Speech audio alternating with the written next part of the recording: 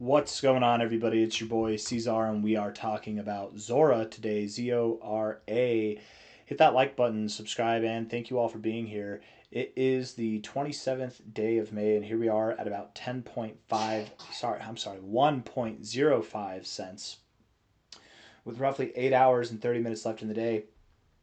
The reason I'm talking about ZORA is because I think it is another good day to DCA into this coin. I do believe we have a bullish reckoning coming our way. We should see a phenomenal pump. It's been quite some time. ZORA from this same price area has seen extraordinary movement before. From higher levels, we've seen extraordinary pumps here. It's been a little while since we've seen an extraordinary pump, and that doesn't mean we are owed one. But I do believe, the nature of this game here, I do believe that we will see that just on the presumed volatility alone, standard volatility alone. There's not a lot of volume coming in here. There is a little bit of volume spikes here, maybe for accumulation or some panic selling, whatever the case may be. But here we are in this area now, right at our historical low point for ZORA's price action. Okay, it's not the all-time low. I wouldn't be surprised if in time ZORA did see new all-time lows, or at least return to its all-time low area. But from here, I am expecting that we see some type of dramatic pump. And that was the same rhetoric that we gave here. I haven't sold any of that. We're holding on to that. And if it keeps going down, I'll keep holding. I'll keep buying more until we do get that wicked pump, whatever the case may be. I am going to DCA into this now, mainly because we are right here at the heart of this range.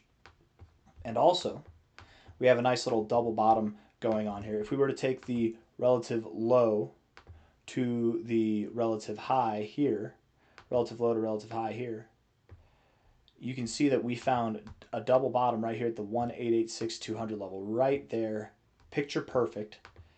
And I do believe that this implies we could see something up to this 1.27 cent, 1.29 cent area, which isn't too crazy, but a little bit of a bounce at least, right? Something in that area there. From the current price, that's a 20% bounce more or less. I could expect to see that. And if we are getting that exuberant bounce right now, I mean, we could see something easily that is around 100%, if not more, if not way more. This thing has been beat up for quite some time.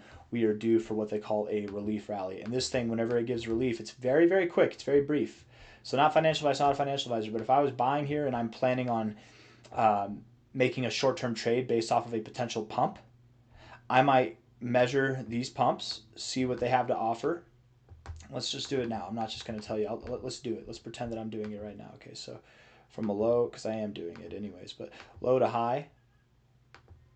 I've just done this before, so it feels like I'm doing it again, and nobody likes doing work again. If they've already done it, it's already set, but whatever. So we've got 180% move here. You've got 130% move here.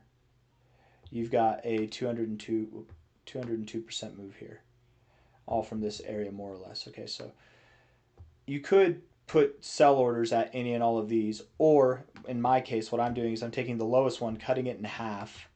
So that would be, 130% is basically 70%.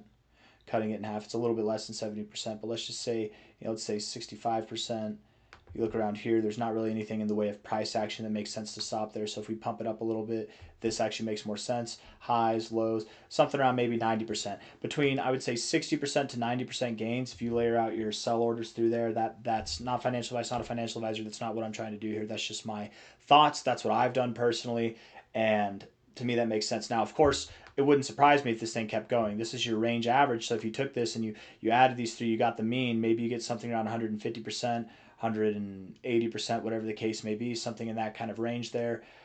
You could buy now and put your sell orders there in anticipation of that. But do remember, it is completely possible and acceptable for the price to go lower. We could go lower, and this pump is still going to happen. It's just it'll happen from a lower price, right? It'll happen from a lower price, so the gains might not be there. But at any rate, DCAing again, still DCAing. Looking at this here, the volume is dying off as we're going lower. I expect that we will see some type of bullish comeuppance here pretty soon. From a low to a high, or a high to a low, you went up to your 886 here.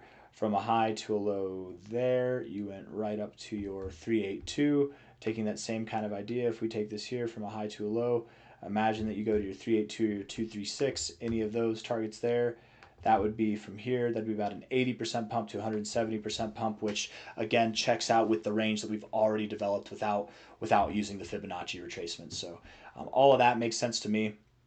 I think that's where we're going to go, somewhere in that kind of 3 cent to 1 point, or let's say about 2 cent area, somewhere in that kind of zone. The RSI does not have bullish divergence. It's beat up. It looks like trash. The MACD has a little bit of bullish divergence, and you are encroaching upon this zero. Crossing through that zero might be key in identifying when this breakout happens. Stochastics are beat up, RSI is beat up.